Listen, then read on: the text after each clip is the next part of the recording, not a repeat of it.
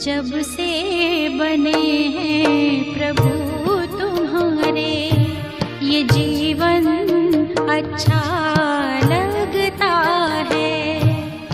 यादों में तेरी मस्ती चढ़ी है, यादों में तेरी मस्ती चढ़ी है। सब कुछ अच्छा लगता है।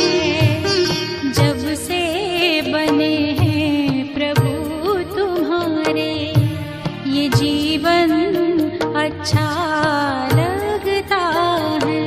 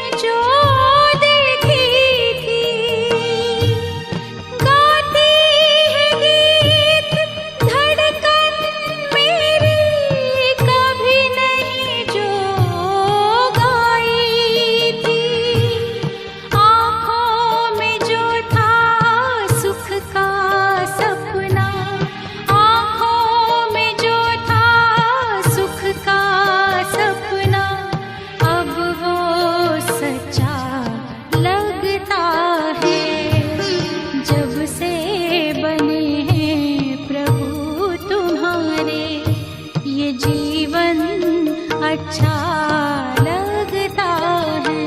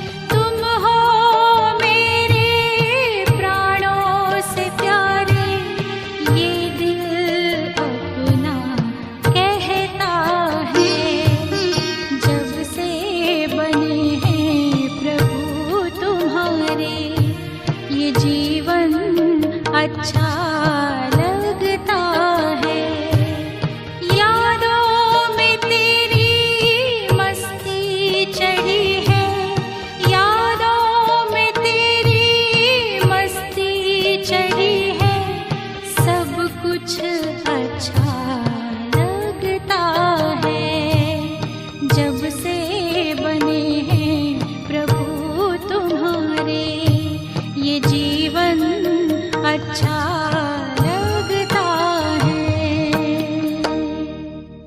ओम शांति।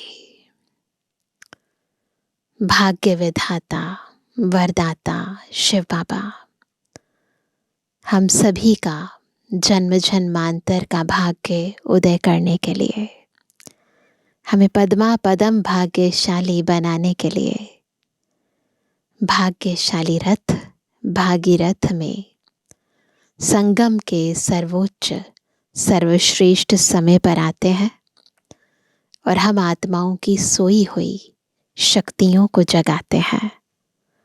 हमारे भीतर नव ज्ञान का सूर्योदय करते हैं, हमारी चेतना को जागृत करते हैं, हमें देह भान से मुक्त कर देते हैं, विकारों का अंधकार सदाकाल के लिए मिटा देते हैं। तो ऐसा मीठा शिव बाबा, जिसके संकल्प मात्र से ही, बाबा के बारे में सोचते ही मन प्रसन्न हो जाता है, बुद्धि शुद्ध हो जाती है, जिसका सिमरण करने से बुद्धि की तमो प्रधानता खत्म हो जाती है, जिसके बारे में महिमा करने से वाणी भी शक्तिशाली हो जाती है। ऐसा बाबा हमें रोज शिक्षक बनकर पढ़ाने आते हैं। आज की मुरली भी हमें पद्मों की कमाई करा रही है, हमें पद्मा पदम भाग्यशाली बना रही है। सुनते हैं बाबा के मधुर महावाक्य। आज है 15 तारीख, 15 अक्टूबर 2024। बाबा के महावाक्य हैं, मीठे बच्चे, तुम सबकी आपस में एक मत है, तुम अपने को आत्मा समझ एक बाप को याद करते हो तो सब भूत भाग जाते हैं। दुनिया में भूत ही भूत है। भूतकाल में क्या हुआ? द्वापर कलयुग में सारे भूत, पांचों ही विकार अपने अंश और वंश के साथ हमारे भीतर आ गए। परंतु जैसे ही हम बाबा को याद करते हैं, ये भूत अंदर और बाहर से भाग जाते हैं। प्रश्न है, पद्मा पदम भाग्यशाली बनने का मुख्य आधार क्या है? उत्तर है, जो बाबा सुनाते हैं उस एक एक बात को नोट करेंगे, एक एक बात को धारण करने वाले ही पद्मा पदम भाग्यशाली बनते हैं। जज करो, खुद ही जज करो। अब ये बाबा क्या कहते हैं और रावण संप्रदाय वाले क्या कहते हैं, दुनिया क्या कहती है। बाप जो नॉलेज देते हैं उसे बुद्धि में रखना, स्वदर्शन चक्रधारी बनना ही पद्मा पदम भाग्यशाली बनना है। चेक करो, ऐसा होता है। बुद्धि में रहती है नॉलेज, फिर स्वदर्शन चक्र फिर आते रहते हैं। अगर रहते हैं तो भाग्यशाली बनते जाते हैं। इस नॉलेज से ही तुम गुणवान बन जाते हो, तो भाग्यशाली भी बनते हैं और गुणवान भी बनते हैं। ओम शांति। रूहानी बाप अंग्रेजी में कहा जाता है स्पिरिचुअल फादर। सतयुग में जब तुम चलेंगे तो वहाँ अंग्रेजी आदि दूसरी कोई भाषा तो होगी नहीं। सतयुग में और कोई लैंग्वेज नहीं होगी। तुम जानते हो सतयुग में हमारा राज्य होता है, उसमें हमारी जो भाषा होगी वही चलेगी। फिर बाद में वह भाषा बदलती जाती है, जैसे जैसा राजा है वैसे वैसी भाषा। अभी तो अनेक भाषाएं हैं, जैसा जैसा राजा वैसी वैसी उनकी भाषा चलती है। अब यह तो सब बच्चे जानते हैं। सब सेंटर्स पर भी जो बच्चे हैं उनकी है एक मत, अपने को आत्मा समझना है और एक बाप को याद करना है। यही है सबकी एक मत, ताकि भूत सब भाग जाएं। बाप है पतित पावन, 5 भूतों की तो सब में प्रवेशता है। आत्मा में ही भूतों की प्रवेशता होती है। फिर इन भूतों अथवा विकारों का नाम भी लगाया जाता है ना। अलग अलग नाम है ना, क्या? देह, अभिमान, काम, क्रोध आदि। ऐसे नहीं कि सर्वव्यापी कोई ईश्वर है। कभी भी कोई कहे कि ईश्वर सर्वव्यापी है तो कहो सर्वव्यापी आत्माएं हैं और इन आत्माओं में 5 विकार सर्वव्यापी हैं। रावण सर्वव्यापी है इस समय, हर एक आत्मा में विकार है। बाकी ऐसे नहीं कि परमात्मा सर्व में विराजमान है। परमात्मा में फिर 5 भूतों की प्रवेशता कैसे होगी? एक एक बात को अच्छी रीति धारण करने से तुम पद्मा पदम भाग्यशाली बनते हो। अगर अच्छी तरह इस बात को धारण करो तो पद्मा पदम भाग्यशाली बनते हो कि इस समय प्रत्येक मनुष्य आत्मा में विकार है, तो विकार सर्वव्यापी है। अगर भगवान सर्वव्यापी होता तो भगवान में कोई विकार तो नहीं हो सकते ना। तो इसीलिए ये बात पक्का कर लो। दुनिया वाले रावण संप्रदाय क्या कहते हैं और बाप क्या कहते हैं, अब जज करो। बाबा कहते हैं रावण सर्वव्यापी है और रावण संप्रदाय कहती है बाबा सर्वव्यापी है। हर एक के शरीर में आत्मा है, उस आत्मा में 5 विकार प्रवेश है। शरीर में नहीं, ये पक्का पता होना चाहिए। आत्मा में 5 विकार अथवा भूत प्रवेश होते हैं।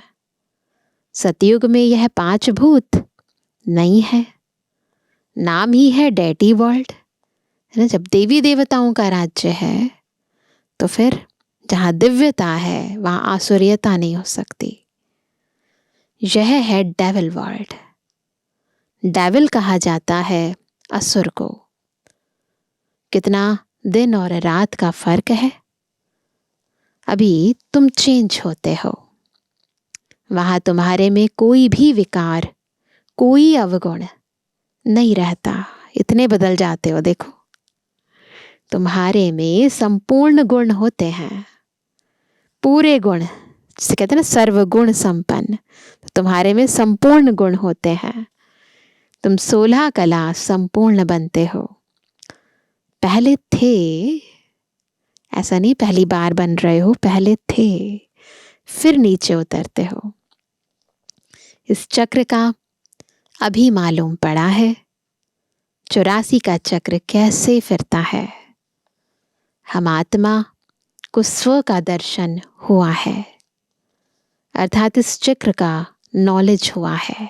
आत्मा को अभी स्व का पूरा दर्शन हुआ है, यानी पूरे चक्र में अपने पार्ट का पता चला है। उठते बैठते चलते तुमको यह नॉलेज बुद्धि में रखना है।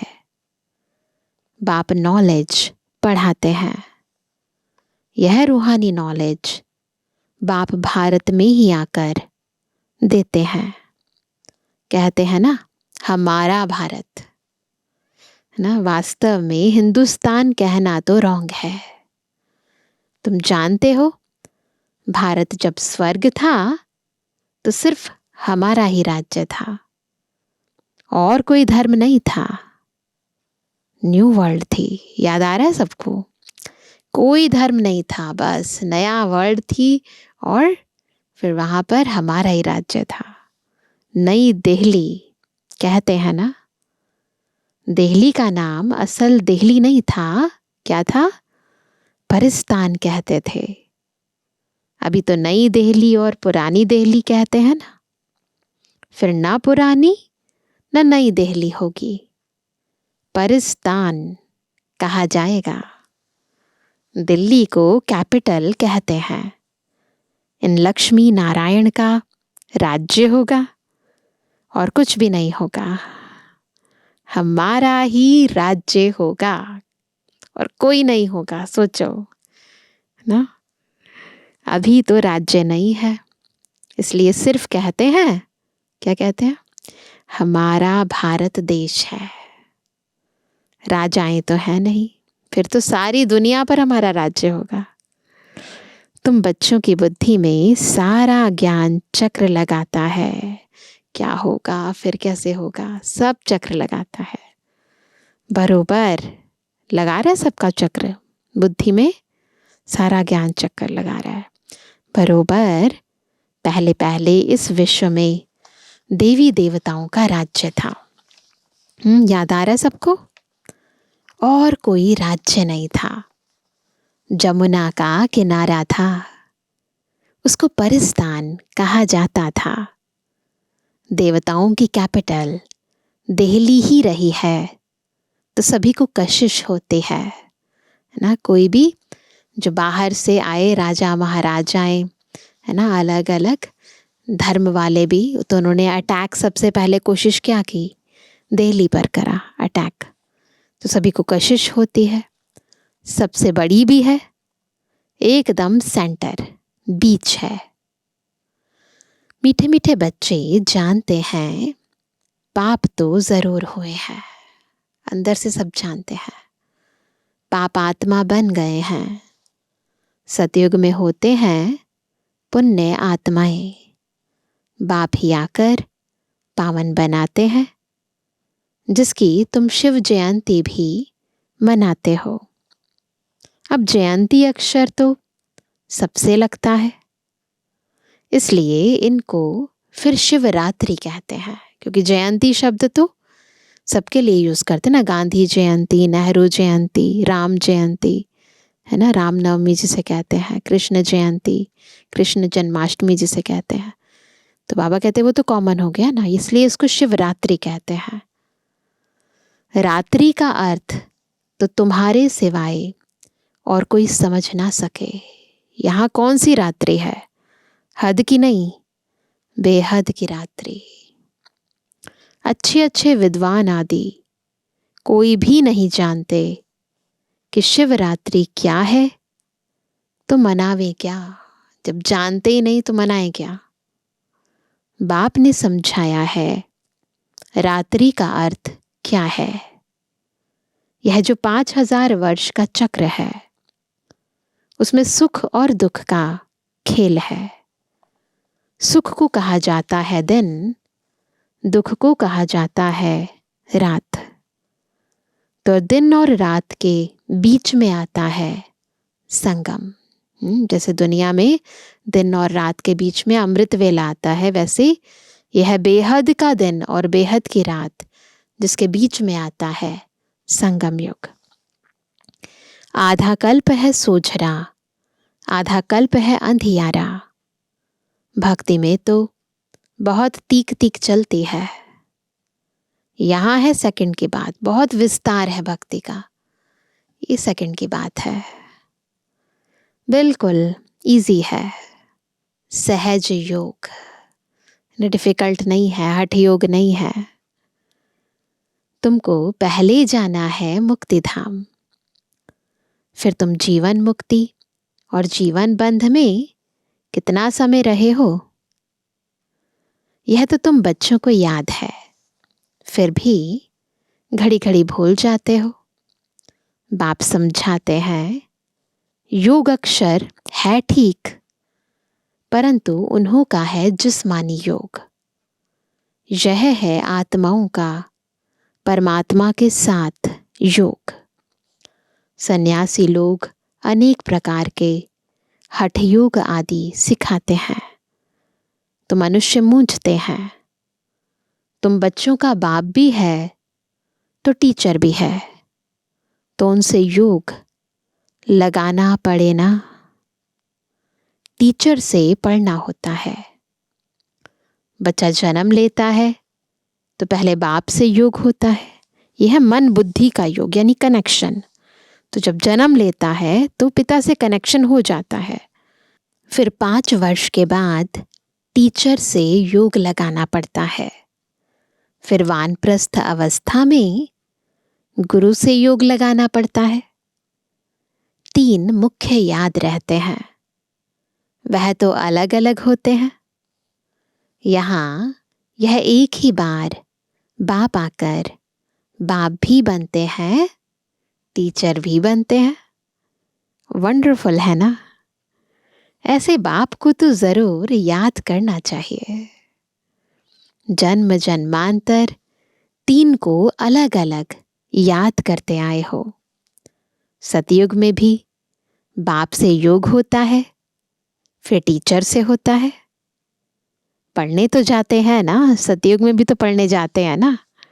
बाकी गुरु की वहां दरकार नहीं रहती, क्योंकि सब सदगति में है। यह सब बातें याद करने में क्या तकलीफ है? कितनी इजी बातें हैं ना। तो वो पूछते हैं, इन सब बातों को याद करने में क्या तकलीफ है? बिल्कुल सहज है। इनको कहा जाता है सहज योग। परंतु यह है अनकॉमन। दिक्कत क्या है? अनकॉमन है तो इजी, पर आम नहीं है, खास है। बाप कहते हैं, मैं यह टेम्परेरी लोन लेता हूं, सो भी कितना थोड़ा समय लेता हूं। 60 वर्ष में वानप्रस्थ अवस्था होती है। कहते हैं दुनिया में, क्या कहते हैं 60 वर्ष को? 60 तो लगी लाट ना, तो भगा देते हैं घर से। 60 लगी लाट। इस समय सबको लाठी लगी हुई है। सब वानप्रस्थ निर्वाण धाम में जाएंगे। वह है स्वीट होम, स्वीटेस्ट होम। कौन सा? परम धाम, निर्वाण धाम।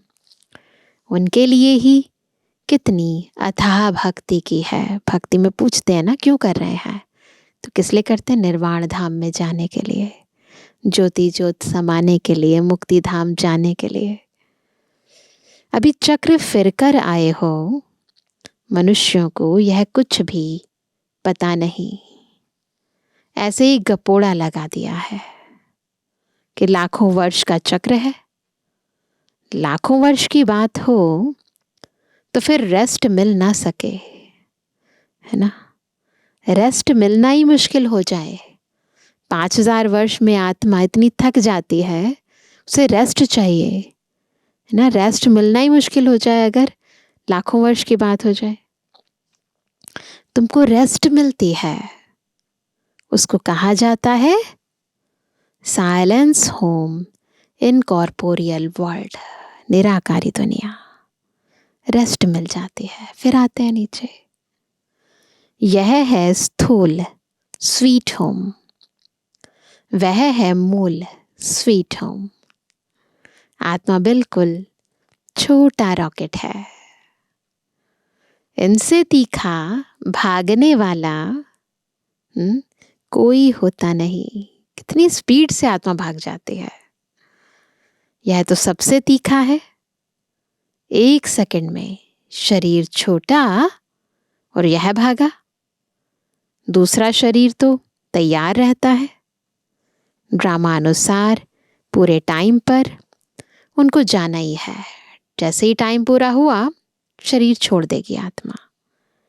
ड्रामा कितना एक्यूरेट है, इनमें कोई इनएक्यूरेसी है नहीं, यह तुम जानते हो।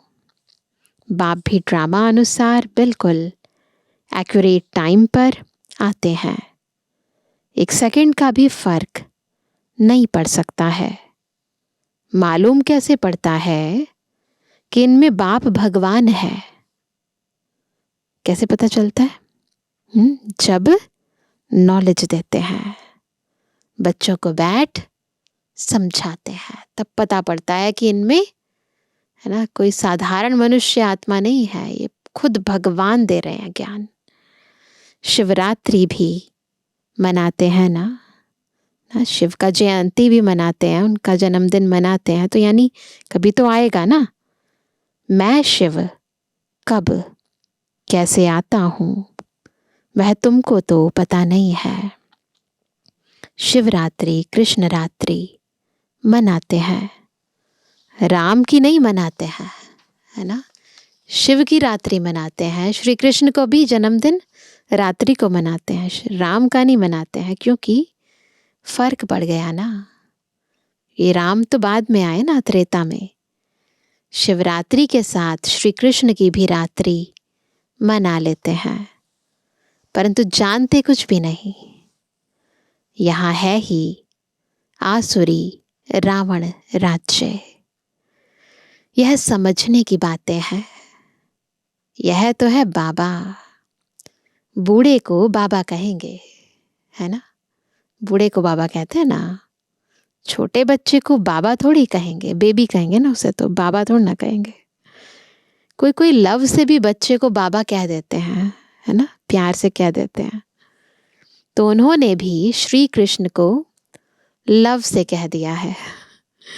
बाबा तो तब कहा जाता है जब बड़े हो और फिर बच्चा पैदा करते हो। श्री कृष्ण खुद ही प्रिंस है, उनको बच्चे कहाँ से आए ना। जब किंग बनते हैं तो नाम बदल जाता है, तो खुद ही बच्चा है, तो उनको बच्चे कहाँ से आए। बाप कहते ही हैं, मैं बुजुर्ग के तन में आता हूँ, है ना। श्रीमद् भगवत गीता जो लौकिक की है उसमें भी लिखा है कि मैं वृद्ध मानव तन का आधार लेता हूँ। तो बाबा ने कहा मैं बुजुर्ग के तन में आता हूँ। शास्त्रों में भी है, परंतु शास्त्रों की सब बातें एक्यूरेट नहीं होती। कोई कोई बात ठीक है।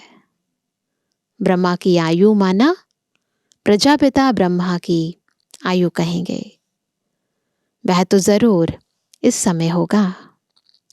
ब्रह्मा की आयु मृत्यु लोक में खत्म होगी। यह कोई अमर लोक नहीं है। इनको कहा जाता है पुरुषोत्तम संगम युग।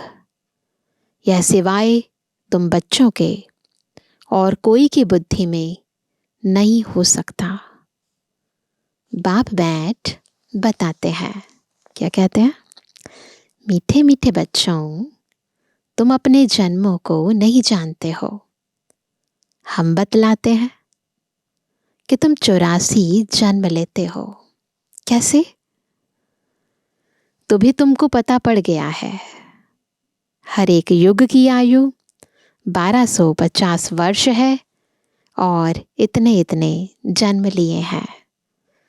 84 जन्मों का हिसाब है ना। 84 लाख का तो हिसाब हो ना सके। इनको कहा जाता है 84 का चक्र। 84 लाख की तो बात ही याद ना आए। ये 84 का चक्र है ना।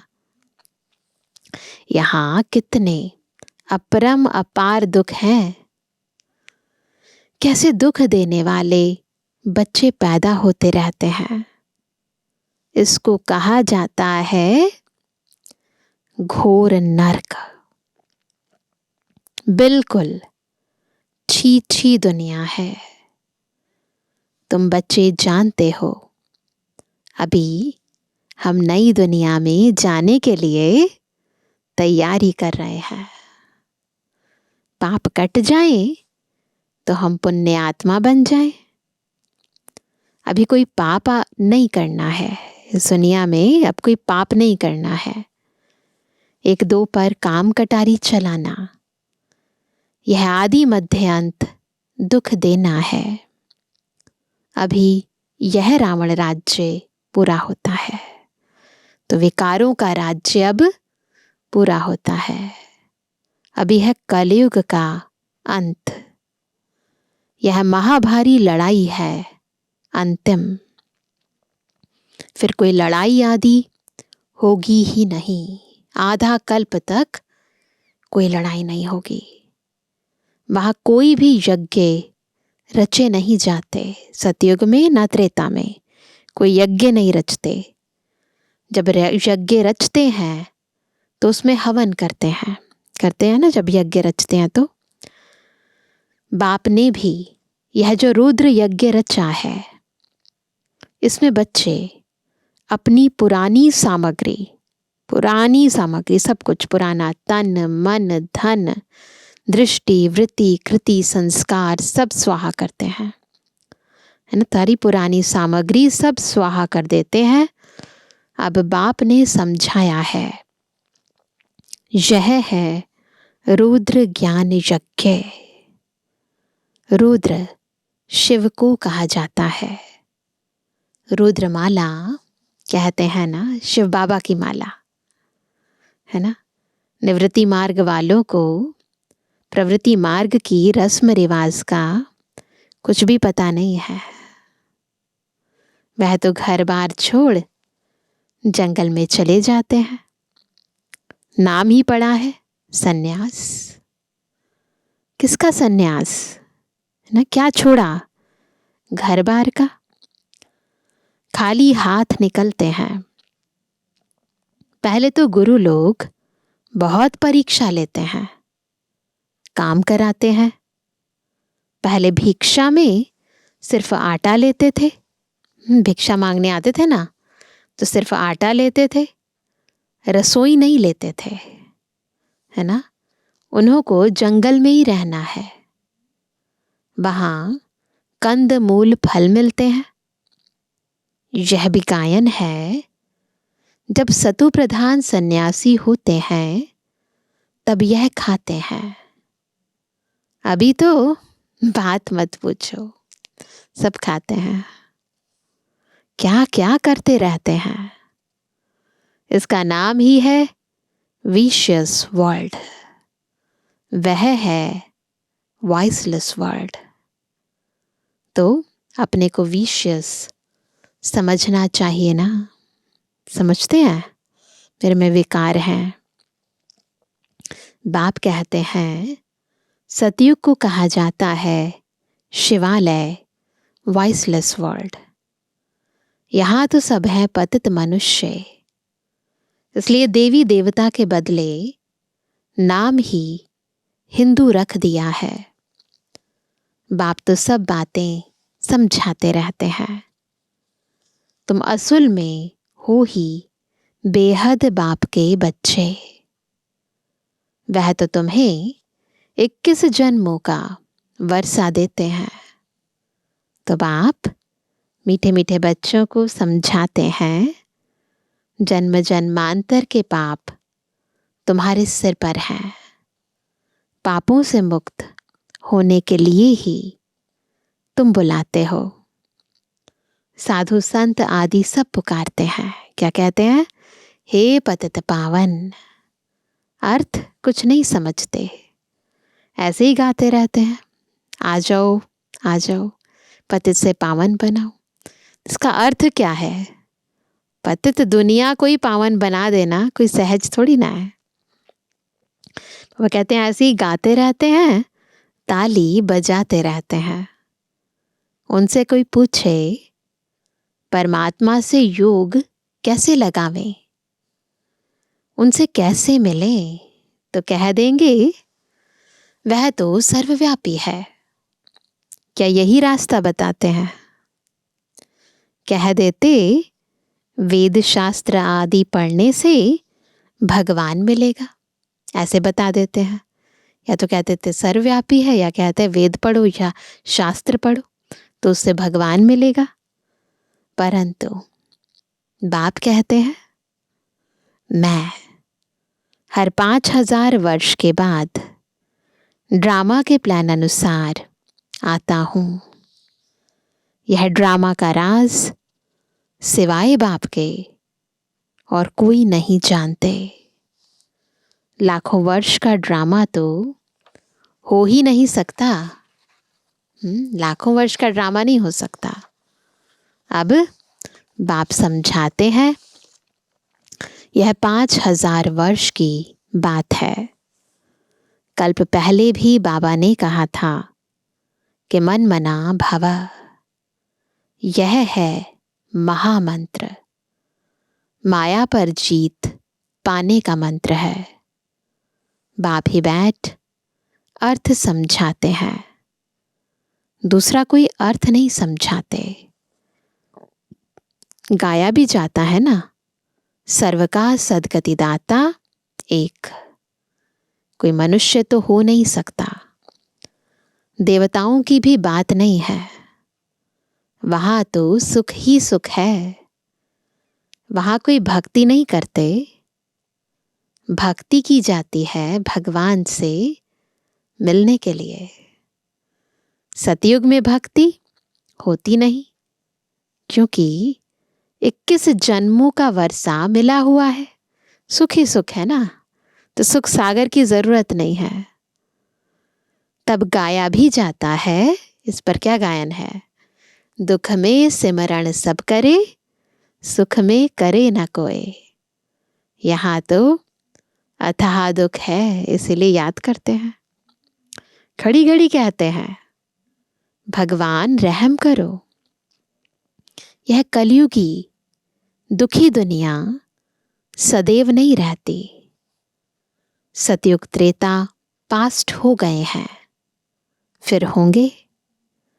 लाखों वर्ष की तो बात भी याद नहीं रह सकती है। अब बाप तो सारी नॉलेज देते हैं, अपना परिचय भी देते हैं और रचना के आदि मध्य अंत का राज भी समझाते हैं। 5000 वर्ष की बात है। तुम बच्चों को ध्यान में आ गया है, सबके ध्यान में आ गया ना, पूरा चक्र फिर गया। अभी तो पराये राज्य में हो, तुमको अपना राज्य था, याद आ रहा है? यहाँ तो लड़ाई से अपना राज्य लेते हैं, हथियारों से मारामारी से अपना राज्य लेते हैं। ऐसे ही होता है। तुम बच्चे तो क्या करते हो? सारी दुनिया पर हम राज्य करते हैं, परंतु ना कोई हथियार, ना कोई मारामारी, है ना। तुम बच्चे तो योग बल से अपना राज्य स्थापन कर रहे हो। तुम्हें सतु प्रधान दुनिया चाहिए। पुरानी दुनिया खत्म हो, नई दुनिया बनती है। इसको कहा जाता है कलयुग, पुरानी दुनिया। सतयुग है नई दुनिया। यह भी किसको पता नहीं है। सन्यासी कह देते यह आपकी कल्पना है। यहाँ ही सतयुग है, यहाँ ही कलयुग है। अब बाप बैठ समझाते हैं, एक भी ऐसा नहीं है जो बाप को जानते हो। कोई भी नहीं ऐसा। अगर कोई जानता होता तो परिचय देता। सतयुग त्रेता क्या चीज है, किसको समझ में थोड़ी आता है। तुम बच्चों को बाप अच्छी रीति समझाते रहते हैं। बाप ही सब कुछ जानते हैं। जानी जाननहार अर्थात नॉलेज फुल है। मनुष्य सृष्टि का बीज रूप है। ज्ञान का सागर, सुख का सागर है। उनसे ही हमको वर्षा मिलना है। बाप नॉलेज में आप समान बनाते हैं। अच्छा मीठे मीठे के लिए जवानी बच्चों पे जुबानी बाप दादा का दिल जान सको प्रेम से नंबरवार प्रसाद अनुसार यादगार और गुणवानी। रूहानी बच्चों की रूहानी बाप दादा को गुड मॉर्निंग, नमस्ते नमस्ते नमस्ते। धारणा के लिए मुख्य सार पहला, यह पापों से मुक्त होने का समय है, इसलिए अभी कोई पाप नहीं करना है। पुरानी सब सामग्री इस रुद्र यज्ञ में स्वाहा करनी है। दूसरा, अभी वानप्रस्थ अवस्था है, इसलिए बाप टीचर के साथ साथ सतगुरु को भी याद करना है। स्वीट होम में जाने के लिए आत्मा को सतो प्रधान यानी पावन बनाना है। वरदान है अपनी सूक्ष्म कमजोरियों को चिंतन करके परिवर्तन करने वाले स्वचिंतक भव। कौन है स्वचिंतक? जो अपनी सूक्ष्म कमजोरियों को चिंतन करके बदल ले, खुद ही चिंतन करे कि मेरे में क्या क्या कमियां हैं और उसको फिर बदल ले। सिर्फ ज्ञान की पॉइंट्स रिपीट करना, सुनना व सुनाना ही स्वचिंतन नहीं है, लेकिन स्वचिंतन अर्थात अपनी सूक्ष्म कमजोरियों को, अपनी छोटी छोटी गलतियों को चिंतन करके मिटाना, परिवर्तन करना, यही है स्वचिंतक बनना। ज्ञान का मनन तो सभी बच्चे बहुत अच्छा करते हैं, लेकिन ज्ञान को स्वयं के प्रति यूज कर धारणा स्वरूप बनना, स्वयं को परिवर्तन करना, इसकी ही मार्क्स फाइनल रिजल्ट में मिलती है। स्लोगन है, हर समय करन करावनहार बाबा याद रहे। हर समय, है ना? तो मैपन का अभिमान नहीं आ सकता। हर समय कौन याद रहे? करन करावनहार बाबा याद रहे। बाबा करा रहा है, मैं निमित्त हूं, तो फिर अभिमान नहीं हो सकता। सुनते हैं आज का अव्यक्त इशारा। पुराने संस्कार व्यर्थ संकल्प व विकल्प के रूप में जब इमर्ज होते हैं, किस रूप में? व्यर्थ संकल्प व विकल्प के रूप में जब इमर्ज होते हैं, तब बुद्धि में एक ही शब्द आता है कि यह क्यों हुआ। क्यों से व्यर्थ संकल्पों की क्यों शुरू हो जाती है। इस क्यों की समाप्ति के बाद ही संपूर्णता आएगी। फिर वह क्यों लगेगी, दुनिया में भक्तों की क्यों लगेगी। जब क्यों शब्द निकल जाएगा अंदर से, जहन से, ये क्यों शब्द निकल जाएगा, तब ड्रामा की भावी पर एक रस स्थैर्यम रहेंगे। तो इसीलिए क्या क्यों में नहीं पढ़ना है, पुराने संस्कार स्वभाव सब खत्म करने हैं, व्यर्थ संकल्पों से मुक्त हो जाना है। अच्छा, ओम शांति।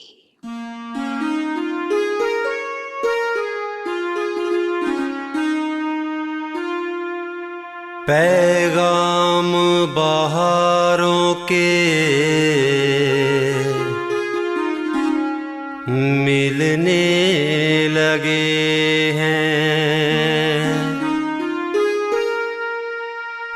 मिले तुम जो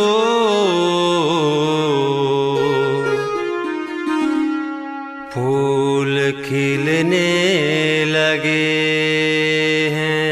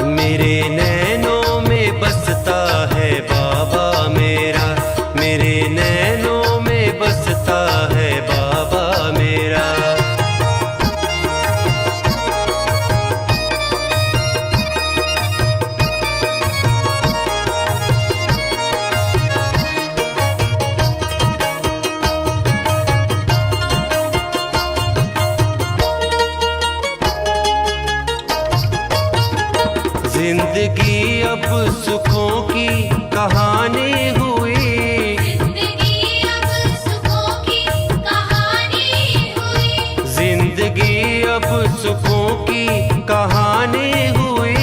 जिंदगी अब सुखों की कहानी हुई। तेरी हम पे बड़ी मेहरबानी हुई, तेरी हम पे बड़ी मेहरबानी हुई। खुशियों का गुलदस्ता है बाबा मेरा मेरे नैनों में, मेरे नैनों में बसता है बाबा मेरा, मेरे नैनों में बसता है बाबा मेरा। मेरा बाबा मेरा, मेरा बाबा मेरा, मेरे नैनों में बसता है बाबा मेरा, मेरे नैनों में बसता है बाबा मेरा।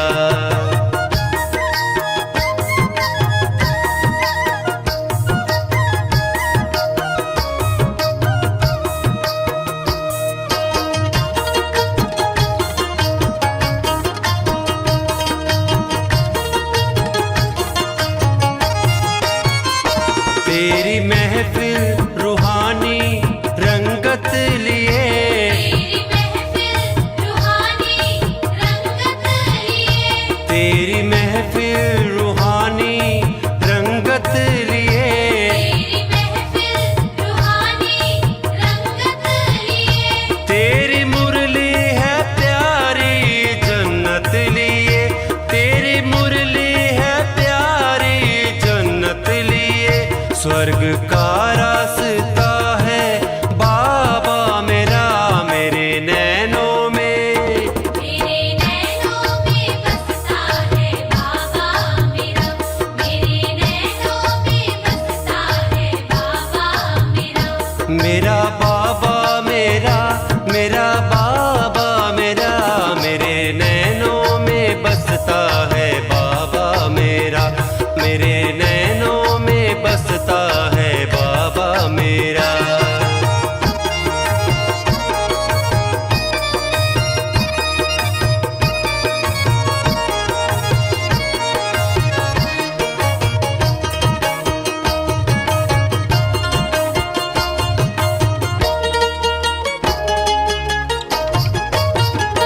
अविनाशी है